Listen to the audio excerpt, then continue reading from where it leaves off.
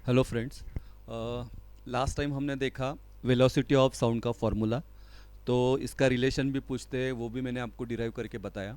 तो velocity of sound का formula क्या है? v is equal to mu into lambda. तो म्यू का मतलब होता है फ्रीक्वेंसी, लैम्डा का मतलब होता है वेवलेंथ। ठीक है, तो ये हमने देखा।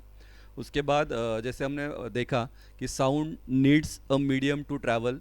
ठीक है, तो उसके लिए कौन सा मीडियम है, तो ये भी हमने देखा था कि सॉलिड होता है, लिक्विड होता है और गैस होता है। ठीक है, फिर ऐसा भी है क्वेश्चन कि सर कौन से मीडियम में ज़्यादा फास्ट होता है साउंड का स्पीड, और कौन से इसमें कम होता है, या वेलोसिटी कौन से इसमें कम होता है।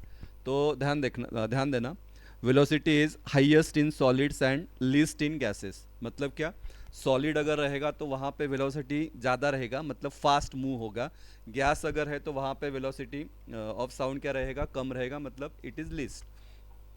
Velocity increases with increase in temperature of the medium. ठीक है, ये वाला जो साइन दिया है मैंने, तो दिस इज इंक्रीजेस। तो velocity increases with increase in temperature of the medium. जैसा मीडियम का टेम्परेचर इंक्रीज होगा तो वेलोसिटी क्या होगा? आपका इंक्रीज होगा। ठीक है, ये एक पॉइंट याद रखना।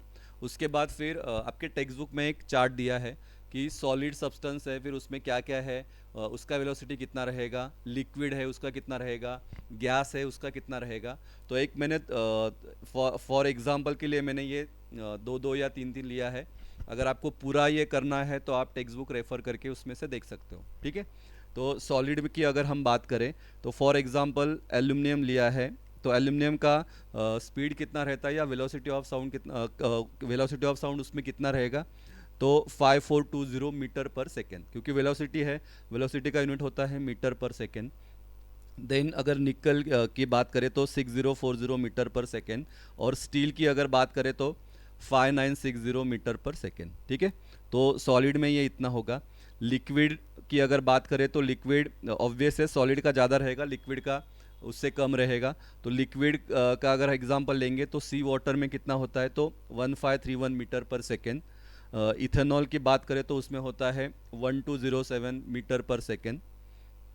गैस की बात करें तो गैस में हमने लिया है हाइड्रोजन, हीलियम एंड एयर। तो हाइड्रोजन में होता है 1284 मीटर पर सेकेंड, हीलियम में होता है 965, एंड एयर में होता है 346 मीटर पर सेकेंड। ठीक है, तो ये वैल्यू वैल्यू बस याद रखो। आपके टेक्स्ट बुक में एक फिल इन द ब्लैंक्स में है कि velocity of sound in steel is dash dash than velocity of sound in water. तो ये केस में आपका आंसर क्या रहेगा देखना। स्टील में कितना है? तो स्टील में है 5960। वाटर की बात करें, मैंने यहाँ पे सी वाटर लिखा है। प्योर वाटर का अगर आप देखोगे तो प्योर वाटर का जो ये रहता है, वेलोसिटी रहता है, तो उसमें वो होता है 1498। तो ऑब्वियस है स्टील का क्या रहेगा? ज़्यादा रहेगा as compare to pure water. ठीक है, तो सिंपल वैल्यू इतना इंपॉर्टेंट नहीं है, लेकिन ये याद रखो कि सॉलिड में क्या रहता है? वेलोसिटी ऑफ साउंड ज़्यादा रहता है। फिर उसके बाद कौन किस में रहता है? लिक्विड में रहता है, एंड लास्ट किस में रहता है? गैस में रहता है। ठीक है, तो ये वाला कंसेप्ट भी आपको याद रखना है। उसके बाद velocity of sound in gaseous medium, तो it depends on physical condition. तीन कंडीशन पे डिपेंड होता है। तो वो कंडीशन कौन सा है? वो कंडीशन में रिलेशन क्या है? वो कंडीशन में रिलेशन क्या है, तो ये भी हमको देखना है। क्या है देखो, पहला फर्स्ट लिखा है टेम्परेचर। ठीक है, तो टेम्परेचर में क्या रिलेशन है ये अभी हम देखेंगे। तो अगर टेम्परेचर की बात करें तो velocity of sound is directly proportional to the square root of the temperature. देखो मैं यहाँ पे लिखा है, फिर से लिख रहा हूँ। Velocity of sound is directly proportional to square root of its temperature. ठीक है, तो आप ये सिंबल से याद रखो। स्टेटमेंट याद करोगे फिर इसमें आपका टाइम वेस्ट होगा। तो सिंबल याद रखो, तो आपको इससे लिखते आएगा। वी इज, ये वाला जो सिंबल है इसको हम बोलते हैं डायरेक्टली प्रोपोर्शनल। और ये क्या है? स्क्वायर रूट के अंदर है, और स्क्वायर रूट के अंदर मैंने लिखा है टी। टी का मतलब टेम्परेचर। तो velocity of sound is directly proportional to the square root of the temperature. ठीक है, फिर उसके बाद टेक्स्ट बुक में एक फिर नीचे एक सेंटेंस दिया है जो बहुत से स्टूडेंट को समझता नहीं है, डायरेक्टली रट्टा मारते हैं, तो ऐसे मत करो। एग्जाम्पल से मैं आपको समझाता हूँ। पहले वो स्टेटमेंट क्या है देखना। क्या दिया है statement, increasing the temperature 4 times doubles the velocity. ठीक है, अगर मैं टेम्परेचर को 4 टाइम्स इंक्रीज करूँ तो वेलोसिटी क्या होगा, डबल होगा। लेकिन सर फिर ये कैसे होगा, तो इसके लिए ध्यान से देखना, सेम फॉर्मूला को हम अप्लाई करेंगे। अगर मैं कुछ वैल्यू लेता हूँ, ठीक है, सपोज मैं वैल्यू ले रहा हूँ कि स्टार्टिंग में वेलोसिटी टेम्परेचर का वैल्यू कितना है, 1 डिग्री सेल्सियस है। तो अगर टेम्परेचर का वैल्यू 1 है तो वेलोसिटी कितना रहेगा, तो velocity is directly proportional to square root of temperature. तो मैं यहाँ पे लिखूंगा v is equal to root T. तो रूट टी का वैल्यू कितना है 1, रूट 1 का वैल्यू कितना होता है 1। तो वेलोसिटी कितना आ गया, 1 आ गया। तो when temperature is 1 degree Celsius तो वेलोसिटी कितना आया, 1 मीटर पर सेकेंड। ठीक है, ये तो समझा। ठीक है, अभी इंक्रीजिंग द टेम्परेचर 4 टाइम्स, अगर मैं टेम्परेचर को इंक्रीज कर रहा हूँ 4 टाइम्स, तो पहले 1 था तो मैंने 4 टाइम्स किया, मतलब 1 इंटू 4, तो 1 इंटू 4 कितना हो गया, 4 डिग्री सेल्सियस। तो अगर मैं ऐसे कर रहा हूँ तो फिर मेरा वेलोसिटी कितना बढ़ेगा, तो यहाँ पे same formula, v is equal to root T. अभी मेरा टेम्परेचर कितना है, 4 है, तो रूट फोर का वैल्यू कितना होता है 2। तो वेलोसिटी कितना आ गया, 2 आ गया। पहले वेलोसिटी कितना था, 1 मीटर पर सेकेंड, लेकिन जब मैंने टेम्परेचर 4 टाइम्स बढ़ाया तो वेलोसिटी कितना हो गया बेटा, तो वेलोसिटी हो गया आपका 2 मीटर पर सेकेंड। तो ऑब्वियस है 1 था, 1 का क्या हो गया, डबल हो गया।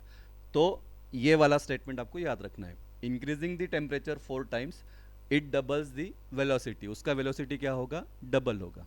आई बात समझ में।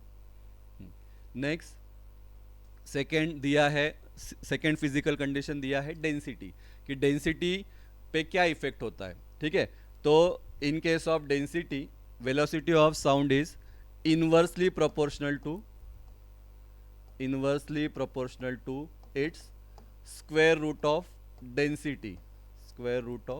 डेंसिटी, ठीक है, अभी यहाँ पे इनवर्सली है सर, इनवर्सली कैसे देखा, तो मैथ्स में हमने देखा है जब भी कभी 1 अपॉन समथिंग रहेगा तो वो क्या रहता है, इनवर्सली। अगर ये वाला साइन अगर डायरेक्टली रहेगा, यहाँ पे अपॉन में नहीं है तो वो रहता है डायरेक्टली, लेकिन 1 अपॉन है तो वो क्या होता है, इट इज इनवर्सली। लेकिन इनवर्सली कैसा है, तो रूट दिया है और किसका, रूट के अंदर कौन है, डेंसिटी। तो यहाँ पे स्टेटमेंट बनेगा, velocity of sound is inversely proportional to the square root of its density. तो इसके लिए फिर हमने लिखा v इनवर्सली टू 1/रो। रो ये डेंसिटी का जो सिंबल है इसको हम बोलते हैं रो, तो ये रहेगा रो। ठीक है, फिर जैसे अभी हमने टेम्परेचर में स्टेटमेंट देखा, वो स्टेटमेंट अभी यहाँ पे कैसे आएगा देखना, इंक्रीजिंग द डेंसिटी 4 टाइम्स। अभी मैंने डेंसिटी को भी कितना किया, 4 टाइम्स इंक्रीज किया, it reduces the velocity to half its value. तो वेलोसिटी आपका क्या होगा, रेड्यूस होगा, मतलब कम होगा। ये भी स्टूडेंट को समझ में नहीं आता, इसका भी आप रट्टा मारते हो, लेकिन अभी कैसे है कंसेप्ट समझ लो। सेम एग्जांपल में लूँगा, अगर डेंसिटी का वैल्यू 1 है, अगर 1 है तो वेलोसिटी कितना होगा, तो v इज इक्वल टू आएगा 1/√रो। तो 1/√रो मतलब √1, तो √1 का वैल्यू क्या होता है 1, तो 1/1 मतलब कितना 1। तो व्हेन डेंसिटी का वैल्यू 1 है तो वेलोसिटी कितना आ रहा है, 1 मीटर पर सेकेंड। तो अभी इंक्रीजिंग द डेंसिटी 4 टाइम्स, तो अगर मैं डेंसिटी को करूँ 4 टाइम्स मतलब 1 इंटू 4 मतलब कितना हो गया 4, तो वेलोसिटी कितना होगा, तो v इज इक्वल टू 1/√रो। तो 1/√रो की जगह में लिखूंगा 4, 1/√4 का वैल्यू कितना होगा 2, तो कितना आ गया ये 1/2। 1/2 को ही हम क्या बोलते हैं, हाफ, बराबर ना। 1/2 मतलब क्या रहेगा आपका हाफ। तो increasing the density 4 times it reduces the velocity to half its value. तो वेलोसिटी क्या होगा आपका, हाफ वैल्यू से क्या होगा, रेड्यूस होगा। ठीक है, तो ये हो गया। तीसरा है आपका third quantity condition, molecular weight. ठीक है, तो मॉलिक्यूलर वेट क्या है, ये हमने केमिस्ट्री में देखा है। तो मॉलिक्यूलर वेट का सिंबल है m। तो मॉलिक्यूलर वेट में भी रिलेशन सेम टू सेम है जो डेंसिटी में था, बस डेंसिटी में हमने यूज़ किया था सिंबल रो, यहाँ पे आपको यूज़ करना है सिंबल एम। एम मतलब कैपिटल एम मतलब मॉलिक्यूलर वेट। तो यहाँ पे भी velocity of sound is inversely proportional to the square root of its molecular weight. ठीक है, तो इसमें भी अगेन अगर ये वही है तो यहाँ पे भी आपका सेम टू सेम आएगा बेटा। Increasing the molecular weight 4 times reduces the velocity to half its value। तो आपका वेलोसिटी का वैल्यू भी क्या होगा, हो जाएगा आपका हाफ हो जाएगा। ठीक है, तो अभी एक्सप्लेन देने की ज़रूरत नहीं है, वही सेम टू सेम है, कॉपी पेस्ट आपको करना है। बस वहाँ पे रो था, इधर क्या था आपका एम था। ठीक है, तो ये वाला है कंडीशन रिगार्डिंग वेलोसिटी। कौन सा फिर से एक बार मैं यहाँ पे लिखता हूँ, क्या था, velocity of sound is directly proportional to square root of its temperature, it is inversely proportional to square root of density and it is inversely proportional to its molecular weight. ठीक है, और यहाँ पे क्या बोला था, अगर मैं टेम्परेचर का वैल्यू अगर 4 टाइम्स इंक्रीज कर रहा हूँ तो वेलोसिटी क्या हो रहा है आपका, डबल हो रहा है, मतलब 2 टाइम्स इंक्रीज हो रहा है। अगर सेम डेंसिटी का वैल्यू मैं 4 टाइम्स इंक्रीज कर रहा हूँ तो यहाँ पे वेलोसिटी क्या हो रहा है, इंक्रीज नहीं हो रहा है, यहाँ पे क्या हो रहा है, रेड्यूस हो रहा है, मतलब कम हो रहा है, डिक्रीज हो रहा है। और कितना हो रहा है, तो हाफ, मतलब हाफ, हाफ 1/2 को 1/2 को क्या बोलते हैं हम, हाफ। तो ये वैल्यू हो रहा है आपका हाफ, मतलब 0.5 या एकदम उसका आधा। और अगर मॉलिक्यूलर वेट की बात करें तो सेम 4 टाइम्स अगर इंक्रीज किया तो वेलोसिटी का वैल्यू क्या हो जाएगा आपका, आधा हो जाएगा। ठीक है, तो ये कंसेप्ट हमने देखा। उसके बाद कल हमने एक ये वाला कंडीशन देखा था, अल्ट्रासाउंड वाला, ऑडिएबल साउंड वाला। ठीक है, तो ऑडिएबल साउंड में हमने देखा कि up to 20 hertz to 20 kilohertz क्या होता है, ऑडिएबल साउंड होता है। उससे अगर नीचे रहेगा तो क्या रहेगा, इंफ्रा साउंड रहेगा। और अगर अबाउट 25 किलो हर्ट्ज रहेगा तो उसको क्या बोलते हैं हम, अल्ट्रासाउंड। ठीक है, फिर अल्ट्रासाउंड किसको सुनाई देता है, ये सब हमने देखा। तो वहाँ पे एक थोड़ा सा एक टॉपिक मेरा मिस हुआ था, वो बोलता हूँ कि बैट्स आपको पता है। ठीक है, तो बैट्स को दिखाई नहीं देता है, देता है लेकिन बहुत कम दिखाई देता है। लेकिन फिर उन वो जब रात को जब घूमते हैं तो कोई ऑब्स्टेकल आ गया, ठीक है, कोई पेड़ वीड आ गया तो फिर उनको दिखता तो नहीं है या वो कम दिखता है, तो फिर वो उसको कैसे महसूस करते हैं। ठीक है, तो इसका रीज़न क्या है, तो इसका रीज़न है अल्ट्रासाउंड। ठीक है, बिकॉज ऑफ अल्ट्रासाउंड उनको, क्योंकि वो अल्ट्रासाउंड को सुन सकते हैं, तो फिर ऑब्स्टेकल अगर आ गया कुछ उनके सामने आ गया तो फिर वो उसको कैसे देखेंगे, तो उसका रीज़न है। हो सकता है आपको एग्ज़ाम में पूछेंगे। क्या लिखा है देखो, पहले देखते हैं फिर समझाता हूँ।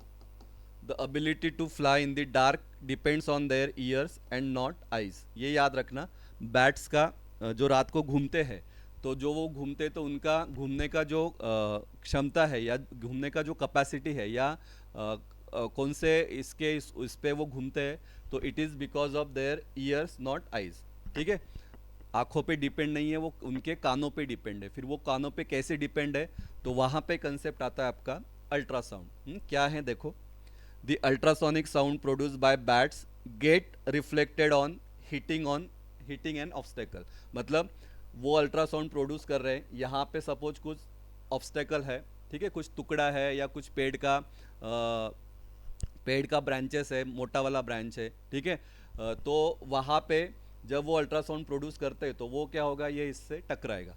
The ultrasonic sound produce by bats gets reflected on hitting on obstacle. तो यहाँ पे वो हिट होगा। This reflected sound is receive by their ears and they can locate the obstacle and estimate the distance even in the dark. तो यहाँ पे आया तो वो अल्ट्रासाउंड उन्होंने प्रोड्यूस किया, वो यहाँ पे आएगा। यहाँ पे आने के बाद इधर से क्या होगा, उसका वापस रिफ्लेक्शन होगा। रिफ्लेक्शन कहाँ जाएगा, तो उनके कानों में जाएगा। और रिफ्लेक्शन जाने के बाद मतलब उसका आवाज़, तो वो आवाज़ से वो पहचानेंगे कि यहाँ पे क्या है, बड़ा कुछ ऑब्स्टेकल है, तो वो वहाँ से जाएंगे ही नहीं। ठीक है, तो कहाँ से जाएंगे, तो जहाँ से रिफ्लेक्शन नहीं होगा, उनको समझेगा कि यहाँ से रिफ्लेक्शन नहीं हो रहा है, फिर वहाँ से क्या होगा, वो निकल जाएंगे। ठीक है, तो ये रीज़न है बैट्स का। तो ये याद रखना, the ability to fly in the dark depends on their ears and not their eyes. ठीक है, और फिर उसका रीज़न क्या है, तो ये रीज़न लिखना। फिर से एक बार पढ़ता हूँ, क्या लिखा है देखो, the ultrasonic sound produce by bats gets reflected on heating and obstacle This reflected sound is received by their ears and they can locate the obstacle and estimate the distance even in the dark. ठीक है, तो कितना distance पे है, क्या है, कितने distance पे वो ऑब्स्टेकल है, तो ये वो कैलकुलेट कर सकते हैं और फिर उसकी वजह से वो दे कैन फ्लाई. ठीक है, तो ये अच्छे से याद रखो. इसके पहले जो बताया कि velocity of sound in steel is greater than velocity of in water. तो ज़्यादा कहाँ पे रहता है, तो ज़्यादा होता है सॉलिड में, फिर उसके बाद होता है लिक्विड एंड इसके बाद होता है गैसियस मीडियम. ठीक है, तो ये अच्छे से देख लो. 1 मिनट दे रहा हूँ, लिख लो. उसके बाद फिर आज का सेशन यहाँ पे हम एंड करेंगे.